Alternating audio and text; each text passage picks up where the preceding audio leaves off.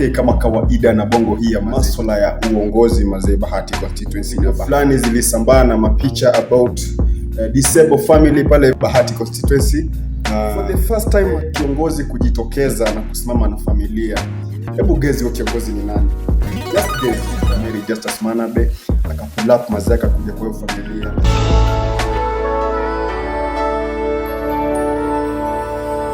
Umoja ni fahari yetu, undugu ndio nguvu, chuki na ukabila hatutaki hata kamwe. Lazima tuungane, tuijenge nchi yetu, pasiwe hata mmoja anayetenganisha. Naishi na tumaini, najitolea daima Kenya. Hakika ya bendera ni uthabiti wangu, nyeusi ya wananchi na nyekundu ni ya damu, kijani ni ya ardhi, nyeupe ya amani. Honorable Mary Justus, Bahati aspirant. I'm aspiring for the MP seat. I had a call about this family, that is 3 days ago, and I took that initiative to come today because it is painful when you realize that there are still families that are still struggling with such disability, and we have a government. Mine is to call the government to come close to such families and try to help them. And the families also should not try to hide the children that are disabled. These children need care. These children need help. The family also need help. And here as Manabe, I'm here to take this responsibility because I really care about education. I will educate the 2 children from today, whereby I will pay their fees as per now. That's called Nakuru Special. The 2 children and the small one in Workers, I believe Ataye can join the same school, so that these parents wanaweza kwenda kutafuta riziki ya kila siku.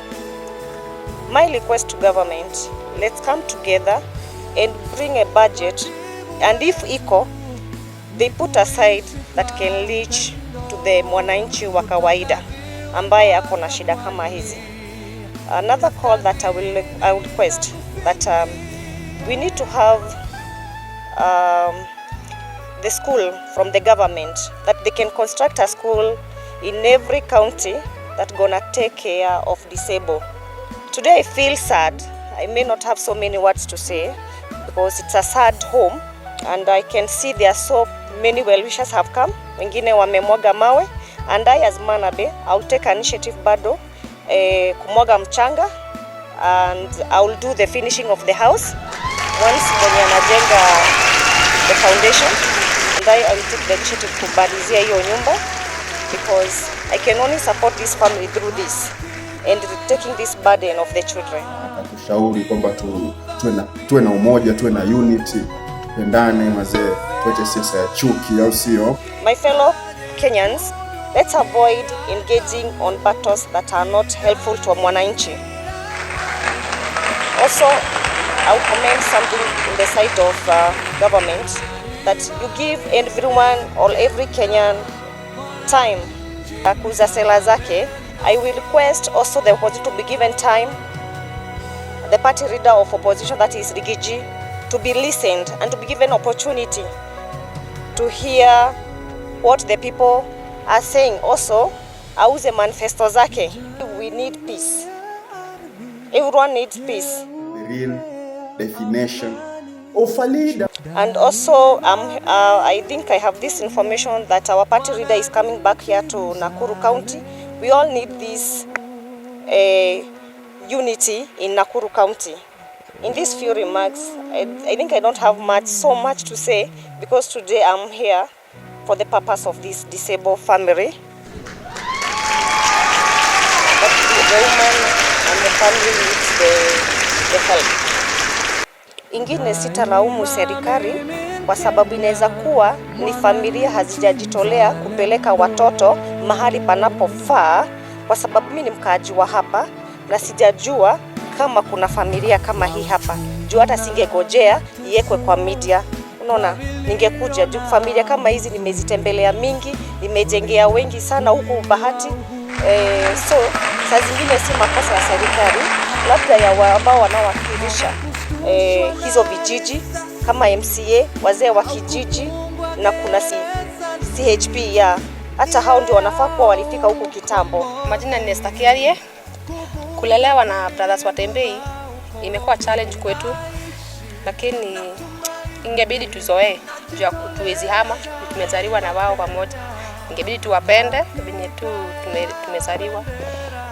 Juu maumbile ya Mungu mtu hawezi jua. Kwa hiyo uko sawa, bora shukuru tu Mungu. Challenge kubwa tumelelewa nayo ni financial.